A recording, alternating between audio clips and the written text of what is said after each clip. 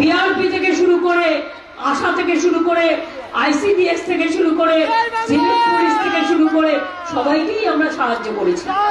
সরকারি কর্মচারীদেরও তারা আবার 4% দিয়ে পাবে বাজেট ঘোষণা অনুযায়ী। এগুলো নতুন করে বলছি না, মোদীদের মতো হঠাৎ বলে দিল উত্তরপ্রদেশ 50% বাড়বে আর এখানে 7 টাকা বাড়বে, যেন আমরা ভিক্ষুকের দল। তুমি 100 দিনের কাজই দাও না আর তুমি 7 টাকা বাড়াবে। তোমাদের চেয়ার আমার দেখা আছে এবং আমি দেখে নেব।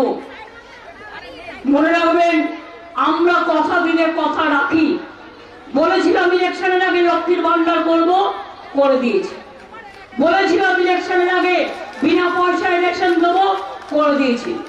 বলেছিলাম ইলেকশনের আগে স্মার্ট কার্ড 10,000 টাকার ছাত্রছাত্রীরা যারা চাইবেন পাবেন, পেয়েছেন। কিষাণ বন্ধুরা 10,000 টাকা করে পাবেন, তারা পাচ্ছেন। এরকম অনেক স্কিম আছে জন্ম থেকে মৃত্যু পর্যন্ত। আমরা মানুষকে বঞ্চিত করি না। বিজেপি